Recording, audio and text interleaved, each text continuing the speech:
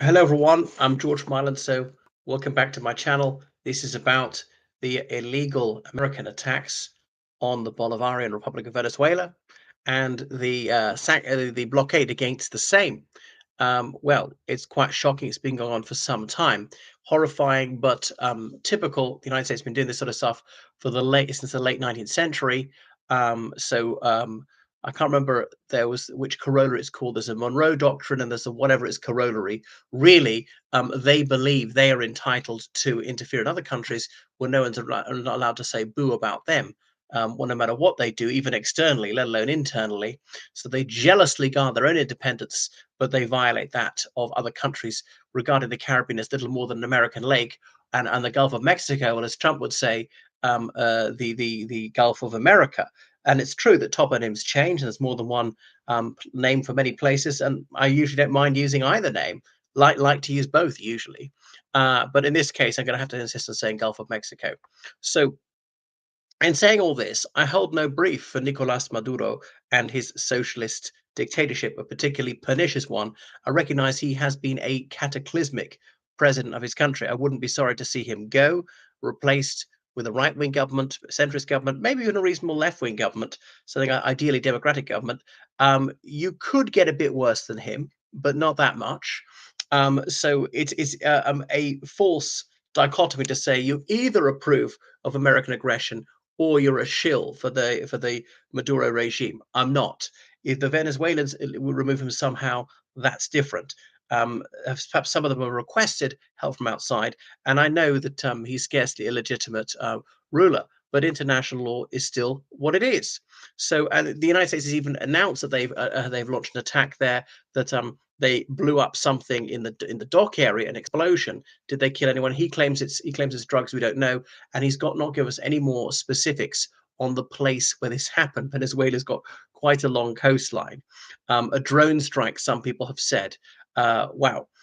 So Trump have forced Nicolas Maduro from office, and also been negotiations. If he goes, will there be immunity from prosecution? Could he take some wealth? Where will he go? Who would give him asylum?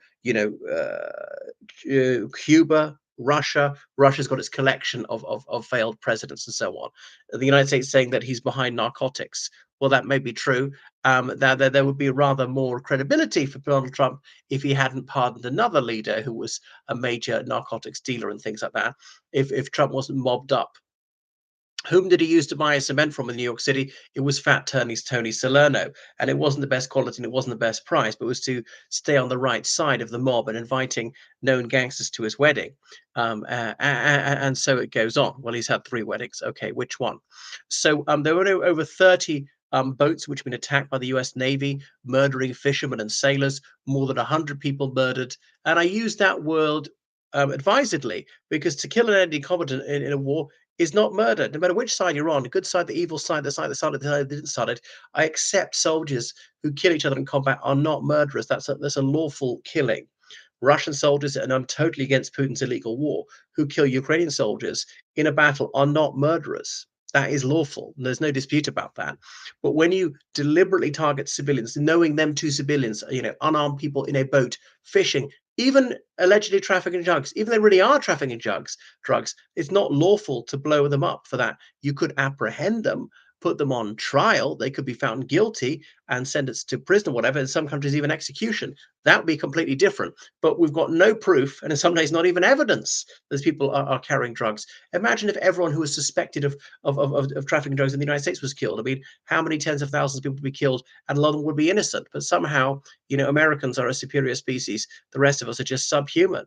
So U.S. Southern Command saying it's killed these narco terrorists and so on. Wow. So there's no probative evidence that they are transporting drugs and so on. And if that was really the case, they would have stopped doing it. Yeah. Wow. So we don't know. We don't really know who these people are. Some of them Ecuadorian, some of the Colombian, some of the Venezuelan, and so on. So it really is shocking piracy on the high seas. And then sometimes when a boat is attacked and the survivors in the water, deliberately killing the attackers. I mean, this really is inhumane. It's just barbarous what they're doing. And so the Maduro government in the United States has been dubbed it a foreign terrorist organization. So they can kill anyone. They've seized two tankers. They're trying to get a third one to deprive them of their oil revenue and so on. And that is piracy. Wow, wow, because this is just done unilaterally. And there are more things. The blockade. So blockades are only lawful if it's part of war, and they haven't proclaimed war on Venezuela. If they had, that'd be different.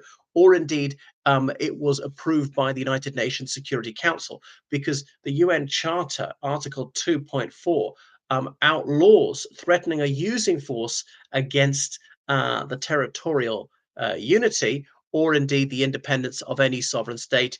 Venezuela is a sovereign state, even the United States doesn't dispute that. And so you're trying to change its government like that. Goodness.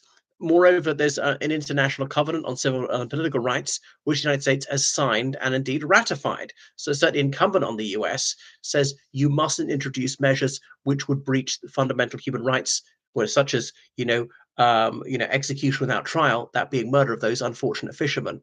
And so the law of blockades. So this is not a war and so on. It's not got UNSCR authorizing it and so on.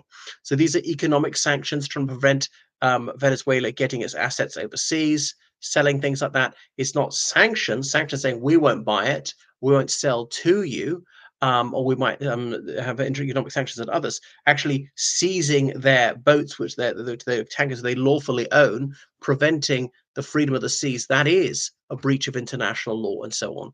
So you're cutting off their international trade and the flow of monies, and that is interdicting their political independence. It's blocking them to do what they want. And there's no UN authorization. There's no even attempt to get a UN Security Council, even a UN General Assembly resolution. And you see what it's done to the humanitarian situation, meaning there's a paucity of medication, of comestibles, of fuel, and so on. So you can't have blockades which cause undue civilian suffering, and that's as part of one of the additional protocols to the Geneva Convention. So it's breaking the principle of the Organization of American States, and the US has often asserted its rights under the OAS Charter. These sanctions are unilateral; they've got no single other sovereign state backing them up. They're even controversial within the United States, and so it goes on. So the Washington government claims this is against the regime and not against the public. Well, it is affecting the public very, very heavily. The elite are going to be the last to suffer, and so on. So it is clearly illegal what they're doing. Is it even going to work? I remember some documents released from over 20 years ago, and the UK government saying, what are we going to do about the Mugabe regime in Zimbabwe? They're saying, well, toppling a regime to introduce a better one. We have a rather mixed record on that. But the ulterior objective is simply misdirection. It's to divert American attention for Trump's skullduggery, from his failure on other issues, from damaging the economy and so on, from failing to bring peace into Ukraine. So it's really just a decoy. Anyway, thanks for watching my channel. Make sure you subscribe on Patreon, PayPal, georgecallahan790gmail.com. Goodbye.